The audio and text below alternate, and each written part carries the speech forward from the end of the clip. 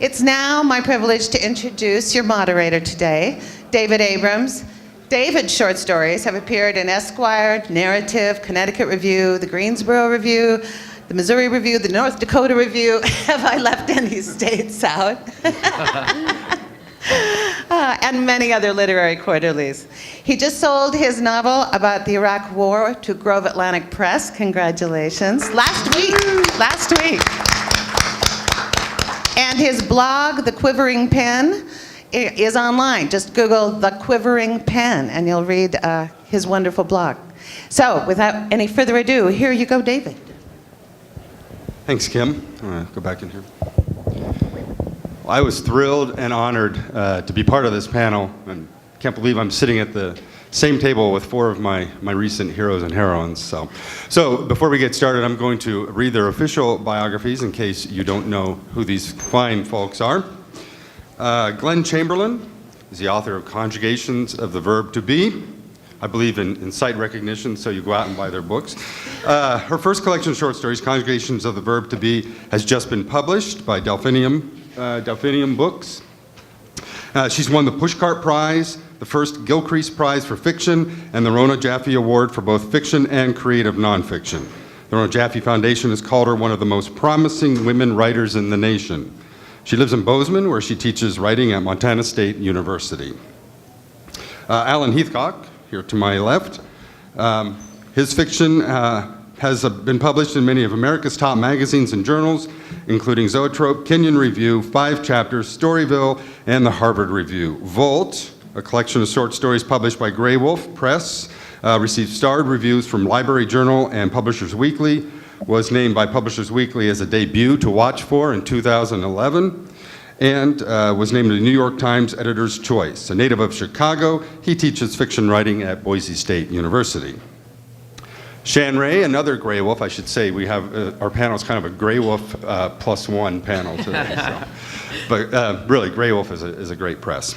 And if Glen's collection is any indication, Delphinium is too. So back to Shann Ray, American Masculine by Grey Wolf. He holds a PhD in psychology from the University of Alberta. His work has appeared in McSweeney's, Narrative Magazine, Story Quarterly, and other publications. He played college basketball at Montana State University and Pepperdine University. And he played professional basketball in Germany. He lives with his wife and 3 daughters in Spokane, where he teaches leadership and forgiveness studies at Gonzaga University. And last but certainly not least, Melanie Rae Thon has 2 new works out this year, the novel Voice of the River and the short story collection In This Light.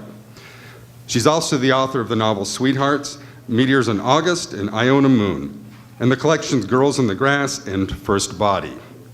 Thon lives in Salt Lake City, where she teaches in the creative writing and environmental humanities programs at the University of Utah. So there you are, ladies and gentlemen, our 4 panelists for today. Let's give them a round of applause before we start.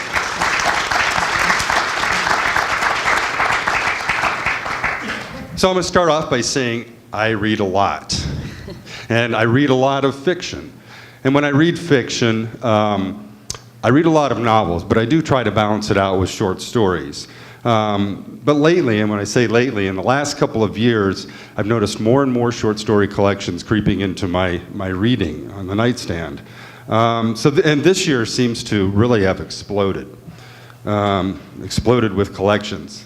These 4 just among the very few. So I don't know if I'm a very good barometer or not. I don't know if I'm the average reader. But my first question to the panelists is, do each of you think that the market is getting friendlier to short fiction? And is short fiction more on the rise? And you can start in any order. I think it is. And I think one of the reasons is Americans' attention spans. We have our computer screens that are flashing icons, images, applications at us. My students are so adept at this, and they seem a bit fragmented. And I hate to say that it's fragmentation that is bringing readers back to short stories, but I do wonder if the fact that paragraphs are getting shorter in newspapers and news magazines, the fact that chapters in novels are getting shorter, I wonder if people go to bed at night and say, I've got about 20 minutes I'll be able to do this in, and what a nice thing that they pick up a short story that they can finish in that amount of time. Anybody else? Sure. For me, I think, we'll go this way. I think a great story, can you hear me? Yeah? A little closer. I think a great story is always very subtly healing us and moving inside our heart and inside our spirit. And I think the culture tends to avoid reading in general and then goes through a span where maybe we should read some more. I think we're in that right now. One of those spans where let's read. I don't think it is. I mean, to answer the question specifically, I don't know if the marketplace is getting necessarily any more friendly in terms of it. You still hear the drum that's being beaten that I've heard 1,000 times over is that short stories don't sell and that agents don't want them and that publishers don't want them. And so I don't think that's gone away. I think that we've found that there are certain publishers who are very talented, understanding that there are a lot of people who like and enjoy short stories, and that there are ways to find these people and get the collections in their hands. I think my understanding just of the business side of the question is that there are more capable and willing and talented publishers who will take on short stories and know how to actually get them in the hands of people, right? Which is outside of New York. And so Grey Wolf, we have 3 authors up here, they're extremely talented. They get their books and reviewed in all of the same places at the big houses, but they're also connected with this network of people who are understanding there are how many writing programs now in the country, and most writing programs kind of highlight the short story, university programs, and so they know how to get the book in the right place. For me, I think that's a big part of it, is the expansion of understanding what the world of publishing looks like and how it's operating and how people don't really care as much if it comes from, Knopf or Grey Wolf or whatever. They just want quality fiction. I think new media, as much as we fear it, has really changed reading in general, that there's just so much more news about books coming out, your blog being one great example, but also I think we're gaining a new readership all the time through stories being published online, and as much as we all worry about the fall of the book, that something really quite miraculous is happening. So I'm curious, Alan. Died again. Curious, Alan brought up some of the marketability, and 3 of you are debut, I won't say debut short story writers, but these are your first books to come out. So how did you, what was the reaction from agents, publishers, or whatever? How did that kind of tell us your story of how you came to get your first book was a collection of short stories, which, we all know is not the right way to do it. Well, I had an agent at one time who was a very fine agent and kept asking me when my novel was going to be done. And I was working on novels that kept falling to pieces into short stories, and I kept publishing short stories, and I had a feeling that a book of short stories would probably be around before a novel did. This particular agent had no interest in a collection of stories at all. So along comes another agent who is very interested in my short stories and says, well, if you come on with me, I will not only champion your work, I'll help you publish your work. I love short stories. I love what you're doing with short stories. And from there, so I obviously went with this agent who's exceptionally talented and smart and understands the market of how to get your short stories seen and recognized. And from there, again, my agent, being very, very smart, said there is nobody in the country, this is her and I believe it, who is publishing short stories in a more effective way than Grey Wolf Press. And so we said we're going to send our manuscript there, and the winds blew right for me. And we've been off to the races. Well, on bad days, I thought, I'll get this collection published posthumously. And on good days, it's like, and maybe that's a really good marketing ploy. So I've beat the odds. Hopefully we'll continue to beat them. But a similar story to Alan's. I went through an agent, and it's fine, short stories, but we're waiting for the novel. And then on to another agent, not in New York, but as Alan's been talking about, this fragmentation, I guess, of the publishing industry too, of smaller presses. Delphinium, who's published me, I think puts out 4 books a year, and that's it. And they partner with HarperCollins for distribution because they can't afford anything else. So, an agent who's, God love her, just been so hardworking for me, sent the manuscript out time after time after time, and got the same thing. Love the stories, but where's the novel? So, and same thing happened to me. I can do a novel, and they just kept breaking into short stories too. And I don't know if part of that is with teaching, you can't keep your head too focused on something as big as a novel or what happens. But anyway, same story, long wait, baby's finally been born, way overdue. So. That's good. My mom said she'd publish it. No. So I had a great poetry professor, Jonathan Johnson, wonderful poet, wilderness angel, marches through the mountains constantly. And he just said, don't worry too much. I mean, it's generally about a 10-year project. That was helpful. And then 10 years came and went, and then I was depressed, and no agent was even wanting it, and it was just long, And then I decided, well, I'll start trying these contests, and those were normally a no and a rejection, but on a given day, someone called my wife and said it won the Bakeless Prize, and her and I cried, and our daughters danced. All right, let's talk a little bit about process now. I have a quote from Raymond Carver, who once said, "Get in, get out, don't linger, go on." So to me, that kind of speaks to the immediacy of the short story experience as opposed to what I would call the long, luxurious path of novels, where we get involved with the characters on a much longer and larger basis. So do you think readers approach the different forms in different ways? And how do you as a writer approach the different forms? And I'll ask the loaded question, does size matter? I think the men should go first on that. Just a sec, let me get my cell phone, my wife's number. Okay, just I love the short story, I love the poem. I think you can do as much as you can. I think a novel is powerful, a poem is powerful, a short story is powerful, and I like trying to figure out, can you do a whole novel in a couplet? Can you do a whole poem in a novel?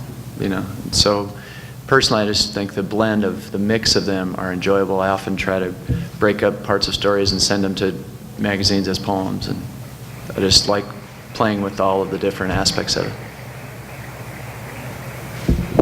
I'll be the second man on this. For me, I wish I could get in and get out. That would be just fabulous. But in fact, I usually write about 400 pages to get a 20-page story.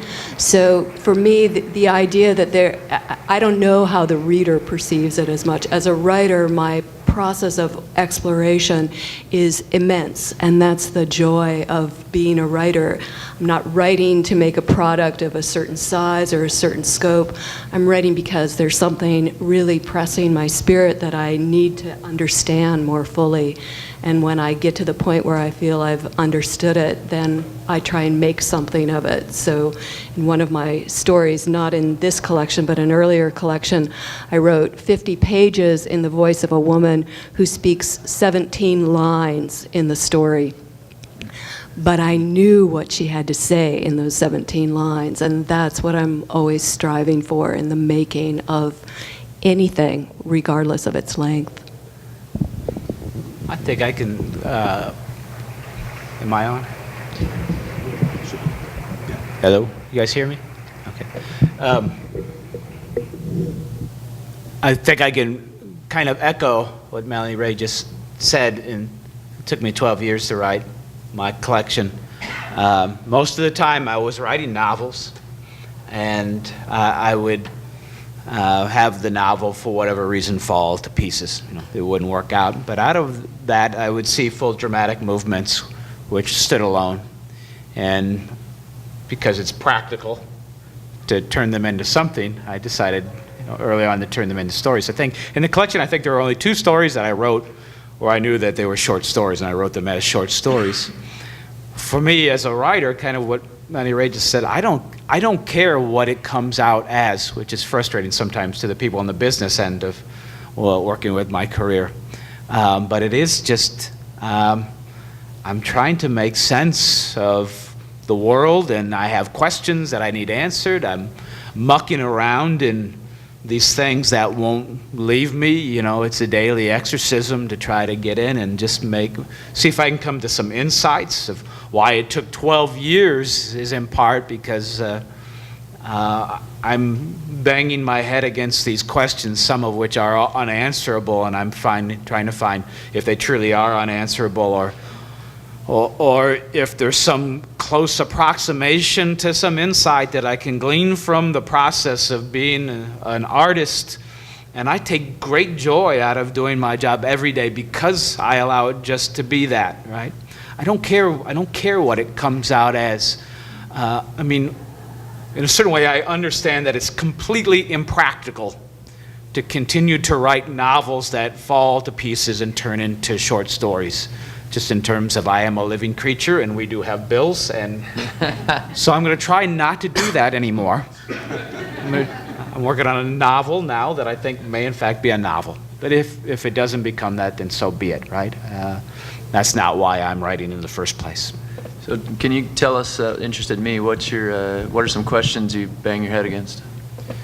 Because of where I grew up and experience I've had, I've been looking at why and how violence happens in the world and how it affects us as communities, as individuals, and how tricky it is as human beings to exist in a world where you have the invasive nature of violence and the very tenuous nature of peace that's constantly at war within our communities.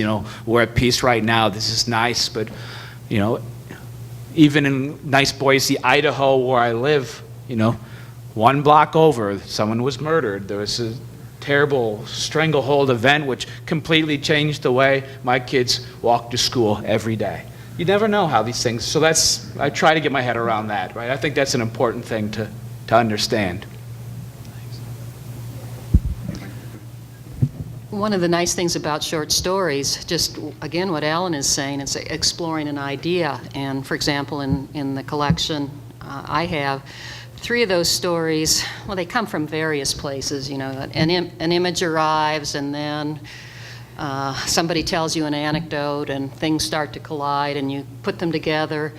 But there's, for me, always an exploration of an idea. So 3 of the stories, for example, are exploring what happens when people keep secrets. Is it good? Is it bad? Can keeping secrets be an honorable thing? Do they backfire on you? And the short story allows you to explore these ideas in different ways. And I think, since I haven't ever written a successful novel, I don't know if you have that kind of liberty when you're writing a novel. So I appreciate the freedom that the form allows me as much as anything. I also, we've been talking back and forth, all of us, online lately as we thought about sitting here today. And if you want to analogize a short story, to me it's like a snapshot in a photo album, and there's all this white around it. And you really don't know what's in the white. My family has tons of albums, and my mother keeps them orderly. Our pictures are in boxes, but hers are in albums. But she also has, we now have a 16 millimeter film of my family, 3 generations of people on film. And it's like you can watch people, not through a whole day, but through my aunt's 6th birthday party in 1928 or whatever it is. And And so you can see expressions, you can see people connecting in ways, and the short story remains this separate little photo moment, I guess, and then you can leave it and move on to the next photo in the album. So I like short stories for that. Anybody else have any analogies of the short story that they want to share? Because I know we were talking about that. I don't have an analogy, but I will say, I think one part of it is, again, we were having this conversation prior to coming here today of trying to get our heads. It was wonderful. You guys missed it. It was great. It's up on the Humanities Roundtable still. It's a bunch of bullshit. It wasn't wonderful. I just got 20 trying to bucks from get Melanie $20. Rae Thon. Thank you. I promise everybody if someone started a fight during our panel, I'd give them $20. 'Cause I always think these things are kind Thank you. of boring and dry and academic, right? I was hoping David would come down here and start. You might get $5. That was $5 maybe. Okay. I'm not going to give you 20 for that. But I think readers require the same stuff from if it's a poem or if it's a short story or if it's a novel or novella.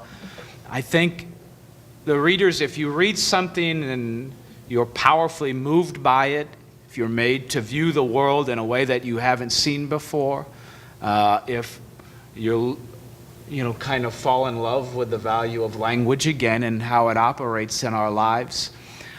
I mean, this is kind of a note towards, it sounds like I'm arguing for other forms, but it's towards short stories. I think there's this big myth that I think we can all dispel with our collections, that there's this powerful thing that you can get from a novel, right? And that novels are so popular because they generate this thing for people. I just don't find that to be true. I mean, accurate. I think it's a fallacy that's played up far too often. And that people should be reading poetry, and people should be reading novels, and people should be reading novellas. And I speak for myself. Many of the most powerful, profound things that have entered my life, I count them as experiences, have come from all the different formats. And really, if I do my top 20, many of them, probably 6 or 7 of them, have come from short stories that have meant as much to me as, the longest of novels. I want to jump in on that. I had the chance last night to meet Bonnie Jo, who will be reading tonight. I'm glad she's here. And we were just talking about, I was with my 3 daughters in Target, and the 2 youngest daughters, 6 and 9, they want as much time as possible to look at the toy aisle. So I sat down with my 14-year-old and read Bonnie Jo's story, The Inventor, just sitting on the shelf there, me and my 14-year-old. And we had a beautiful time together, even though that's a tough story and has some really tough stuff in it. And then had a great time for another 15 minutes after that talking. And I don't think that, you can't do that with a novel, And I knew I would be carrying that book around that day, and that developed out of that, which I think is really profound, And tough questions, tough conversations. And we got done, and the 2 young ones are still like, I want 20 more minutes. I'm like, oh, we have to go. And that was probably a profound experience for your daughter that she'll carry with you too. So Great. That's nice. Before we get too much farther, I want to open up the floor to questions from the audience. So if you have anything that you want to ask of these fine writers, now's your chance.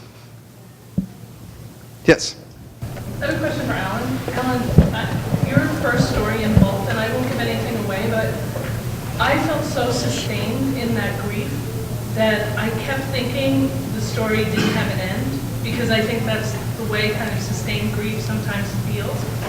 And I don't want to give it away to anybody who doesn't, but the ending felt like it came sudden, and I just wonder for you as a writer, did you kind of know where it was going to go?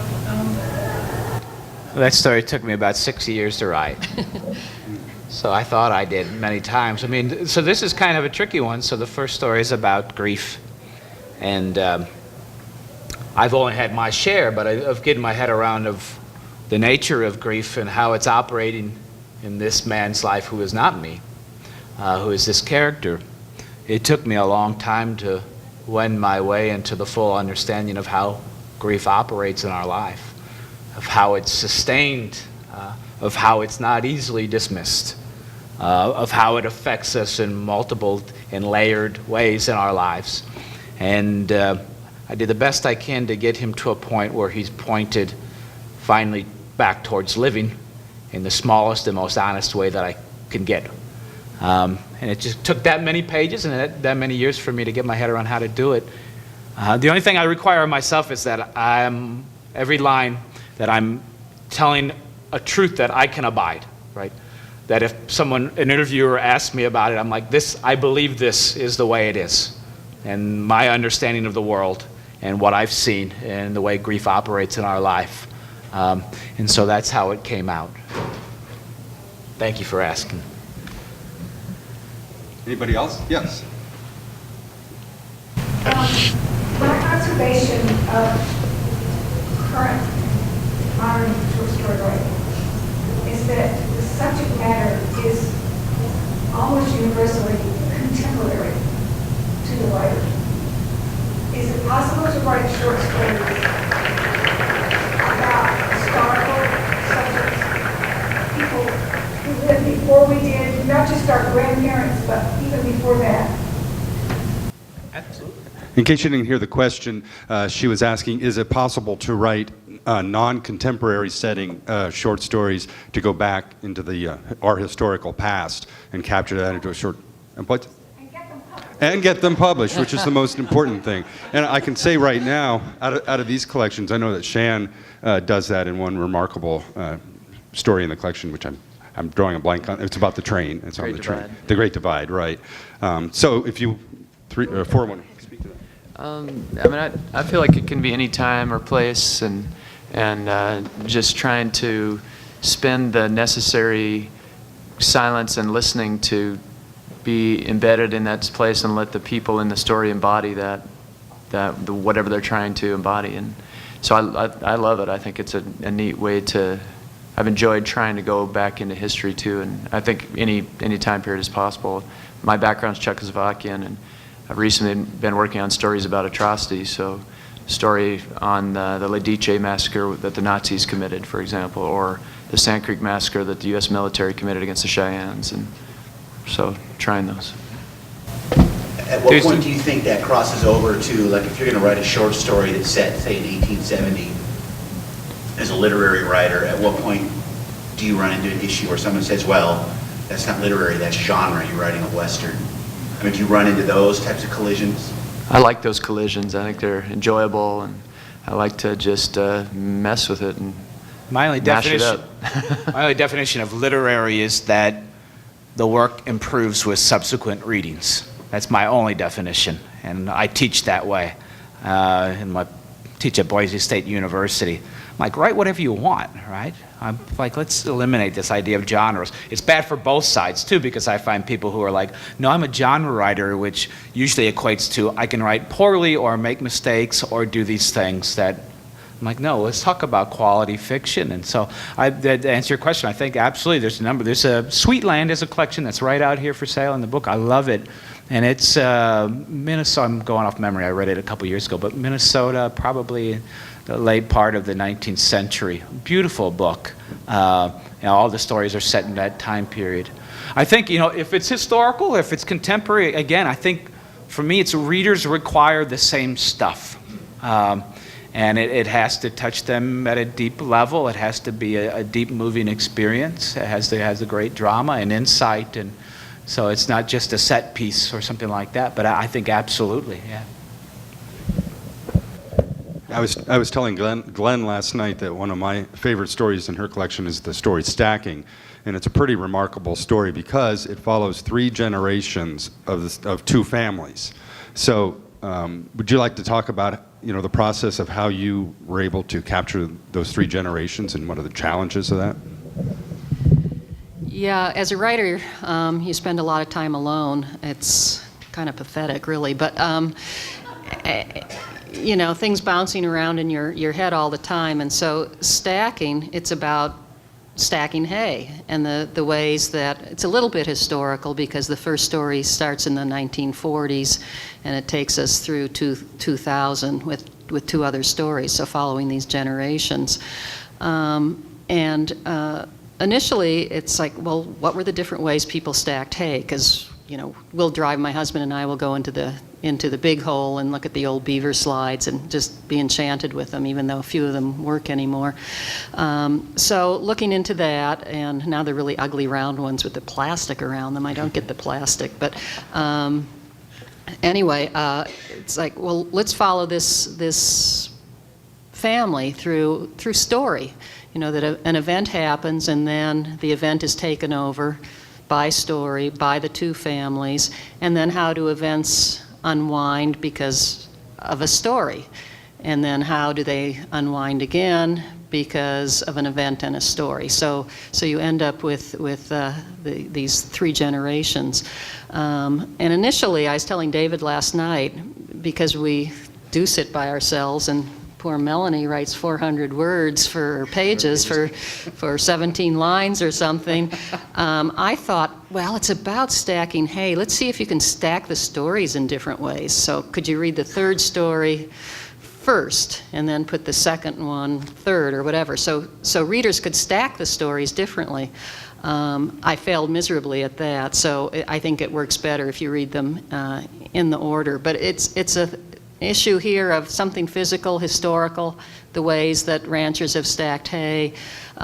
It's about what happens to stories and families and how that compels them to behave, and it's just experimenting with writing too. So. Yes.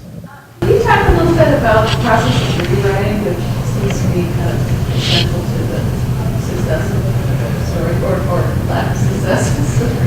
The question was about revision and rewriting the stories. What are some of the challenges and successes of that? You said revision and rewriting? Yeah, for me that's really one of the great pleasures is trying to turn every line into something that would be the equivalent of poetry. So I'm not happy until every single line is singing in both its musicality of the rhythm and the sounds of the words, but also in the precision of detail. And so until I can sit in the early morning with the birds outside my windows and the prose on the page and have those things in harmony, I'm not really satisfied with the work, and it doesn't really give me that deep pleasure. And the way that I know I've reached that point is when I can start memorizing the lines. If I memorize the lines, I know that they've got the kind of subtlety of sound that I hope to achieve. I think a story is, when I think of it that way, I think of it like a good body, and it has muscle and tension and kindness and ferocity and tenderness, and I like to just carry around a story like I carried my daughters, or there's all kinds of stuff that happens between the spaces of the beginning of the story and the end, which might be, I know all of us have had stories that are 5 or 10 years in the making, and that's okay. You're putting them down and coming back to them, and then this different type of tension results. And I remember one story where I put a central element into it, which was a story about love between fathers and daughters, but it was just slack, And then I remembered my friend on the reservation who was knifed to death with multiple knife wounds, and I just put that little moment in the middle of the story, and it just made it blow up a little bit, And that took 6 years to think about that. I'll do anything to keep my students engaged. I teach freshmen quite often, just in freshman writing classes, and how can you keep them excited? So sex always does it. So I always tell my students that writing is like sex. That you've got conception, and that's a lot of fun. You've got a draft maybe, but it's the next 9 months of gestation that are the important times, nurturing that story and praying it has 2 eyes and 2 arms and 2 legs and doing all these things. And it's a painful, long process. But when you're finished, and you've done all these things, I, like Melanie, read out loud incessantly. You go away from a story and you're not in the same mood anymore. So I read out loud till I get myself back in the mood, and I can correct sentences and change words and think about throwing a detail in. And it takes a long time. I mean, a baby's 9 months, and obviously we've got 6-year-old gestation periods, so, or 6 years long. So there is a lot of revision, and it is well worth it. And I actually think it's more fun than conception. So. I think for me, just adding something that hasn't been said is, kind of with my teaching this semester, I brought it all the way back kind of to the most basic thing, which is also for me the most difficult thing is what am I trying to communicate? Like I'm not just playing dolls, right? I'm not just, and then they say this, and then they say this, oh, right, and fun things happen. Like ultimately this unit, which we're calling a short story, is designed to be read, the short story most of the time in one sitting. I am designing every detail. I'm designing every line of dialogue so that the reader can accumulate some understanding, conscious, subconscious, whatever, some understanding that I'm trying to communicate something to them. It's a unit of communication. I think what takes me and this blows my students' minds because they never start, thinking about what am I trying to say? What do you mean? They like, what are you trying to say? I ask that question to my students, and 9 times out of 10, they start telling me what the plot is of the story. Well, the guy goes into the store, and then the robber, no, why are you interested in telling that story? What does that story mean? For me, it's the process of revision, and this 6-year story I wrote was, I can get myself into the ballpark very quickly, like with the story Mary Jane brought up. I knew that I was writing about grief. We've had a couple tragedies in my family, and I knew that I was facing those things. So I'm like, okay, I know I'm looking at grief. And it took me a long time to refine my understanding of what exactly am I saying about grief. Every time I go back and revise, I'm reliving these scenes, these situations. I'm refining the details so that it becomes more and more real and vivid in my imagination. And ultimately, if I do my job right, I come out with, I am precisely trying to communicate this. And then I know that I'm designing everything in it to enable that communication to be as clear and powerful as possible. And that takes me a long time to figure out and sometimes I'm wrong, right? I know I'm communicating this, right? And then I let it sit for a while. I'm like, no, that's not right. That's not true. I don't believe that. I believe that almost that's not exactly right.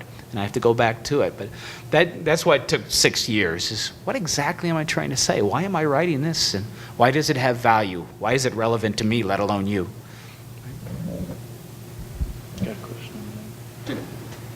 How do you end a story? Please tell me. Jenny wants to know, how do you end a story?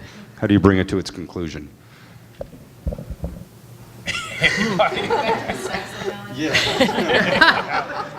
Get in, get out, don't linger, right? I wish in that way Victory writing lap was around like the house. sex, right? It'd be over real fast.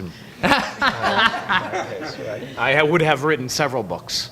In that case. Ends, I don't know. I mean, so just coming off what I just said, I think about the ending is the culminating moment, which is the last impression that is going to be left to a reader and understand what exactly the story is trying to communicate. So if I have, let me see if I give a quick example of it.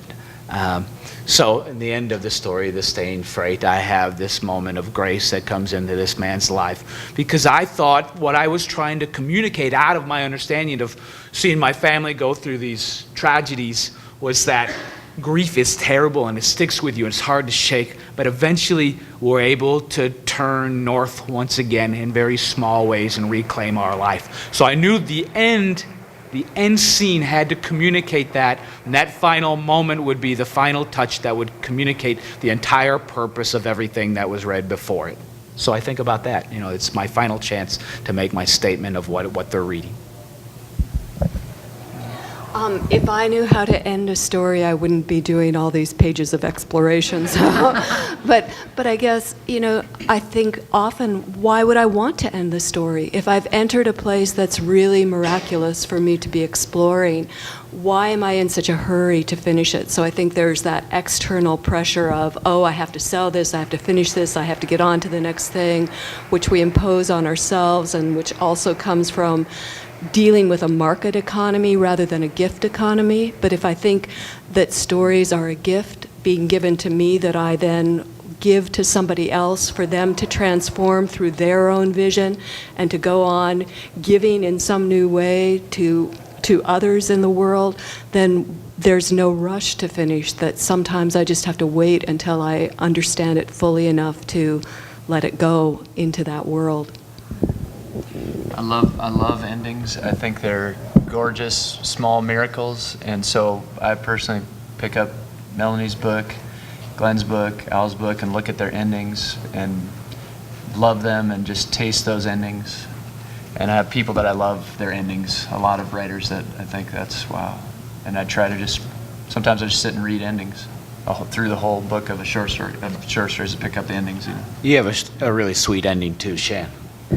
Now, thank you. I appreciate it. Is that okay? That was kind of relational. I appreciate it. That's all right. There's a man back here who's had his... Yes. A gentleman. You guys kind of touched on empathy yesterday in your panel, and I wondered if you could expand on that a little bit, especially when you're writing about characters that have done something like killing somebody with tire irons. Say the question. What's the question again? The question was about empathy, right? How do you achieve it when you have your characters do something as vicious as killing somebody with a tire iron? How do you achieve empathy? Gee, Alan, that's yours. Well, I guess that's directed at me. I think a lot of my job has a greater kinship to, say, acting than journalism. A lot of what I do, so my daily process, is if I know I'm writing a particular scene, all morning I do whatever I have to do to get my imagination all the way down into the place where I am that character, in that place, in that situation. I do whatever I have to do. I watch movies, I look at photographs, I write little sketch pieces off to the side until I get my imagination all the way down where I am that character. So it's like method acting. In fact, I've read about Stanislavski's method, and I found that as helpful with my writing as different grammar books and books on actual fiction writing. But it's simply that I'm trying to inhabit the character as honestly as I possibly can, and that it's difficult. So usually I start writing maybe at 1 p.m.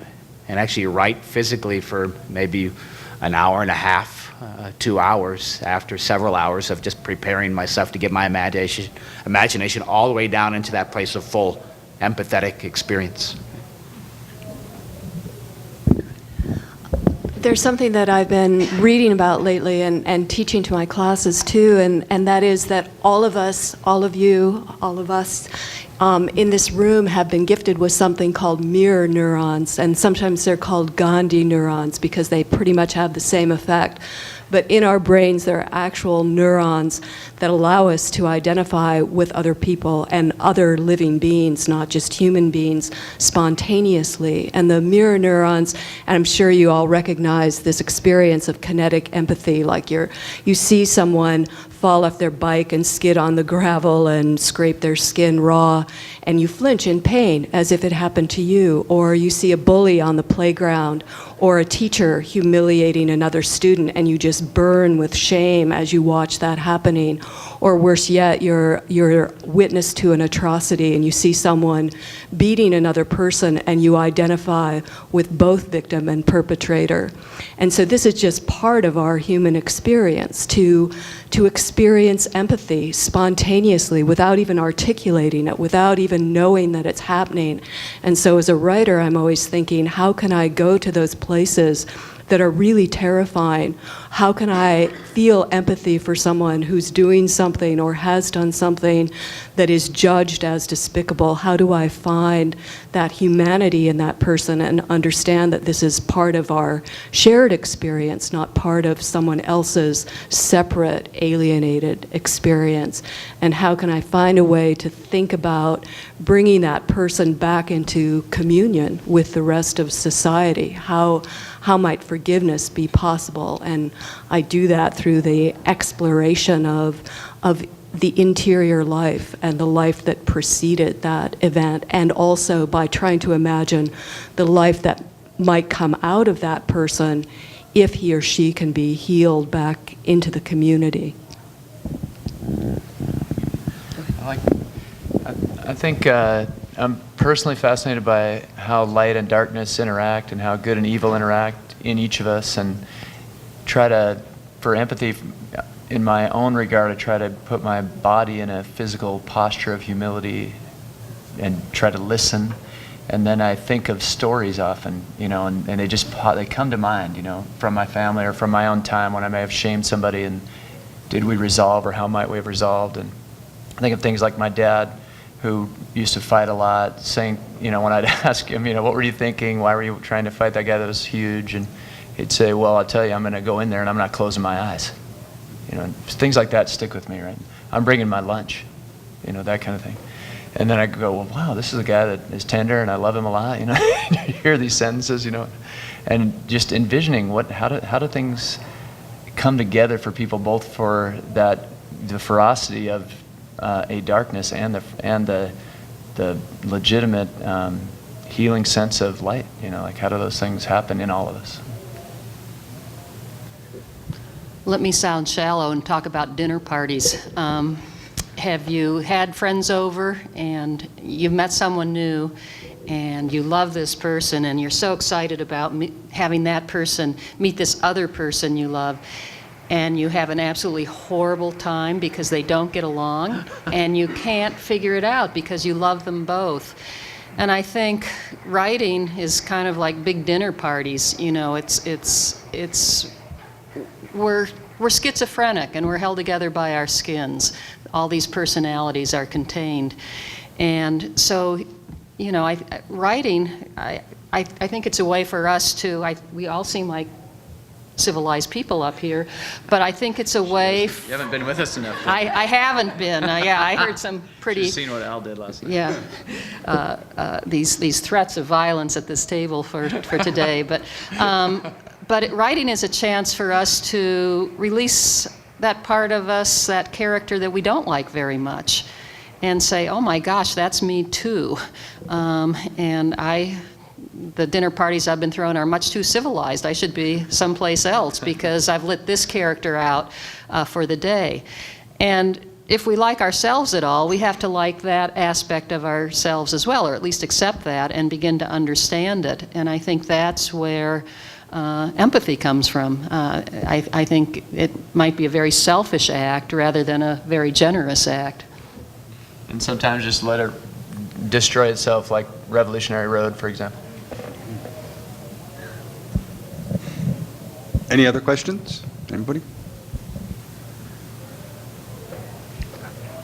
Yes, go ahead. You've mentioned a few times the aspect of your body while you're writing, and I think you mean that in a more profound sense than just here you are in your body writing. Do you feel like you write with your whole body? That's a good question. Do I write with my whole body? Or you can answer any Right. variation of that question Yeah. that occurs to you. Bonnie Jo just asked if I write with my whole. Do I feel like I write with my whole body? And Al said, "Well, it's a humble posture." But, yeah. So I mean, there's a lot of quietness in the given writing, but using the body, what I think about is the walk that I got to take. Just the graciousness to have a walk with Melanie this morning along the river, and what's that? That comes into my awareness and reminded me of landscapes and rivers and moments in rivers and so there's kind of an awareness for me, trying to have an awareness of the body, how it is with others, what's the closeness, what's the distance, and so I think I write with it, but not I don't think about it right when I'm sitting down and writing. It's more it comes to the moment from before, and then a humble posture is on your knees or laying flat on the ground in the form of a cross or lots of different types of things, It's like Melanie was talking about the neurons and the natural empathetic reactions that we have. I think these are physical reactions. I find writing to be very physical. I mean, after it, there are some scenes I know that are coming up I have to write in certain books. I just almost dread putting myself through them because, I was writing one the other day and I was just exhausted by the time, my kids came home from school. I had to quick switch out and get some snacks after I'd been a fight on a mountainside and weeping, in my imaginative life, which registers with me, far beyond imagination. It's a very physical thing. It registers with me. Lots of times when I'm writing about very tragic things, I find myself actually literally crying and feeling after I write a really tough scene, I find my face will break out the next day, or whatever, these physical manifestations. Somehow I recognize that if I've done my work correctly, that I'm a mess somehow. I can tell you on the other side of the spectrum, me as a reader, after reading some of your short stories, Alan and all of you, the reaction to me has been physical. I've had to put your books down, walk around the room, pace around the room just to shake off the energy. So it's a tribute to you. Any other questions? Okay, so I urge you to go out to the bookstore table right now. If you don't already own the copies of their books, please buy them, and then you will find, after you read them, that the short story is far from dead. Okay. Thank you all for coming, and thanks to the panelists. Glenn and Al are going to stage a fight up on the second level in 15 minutes.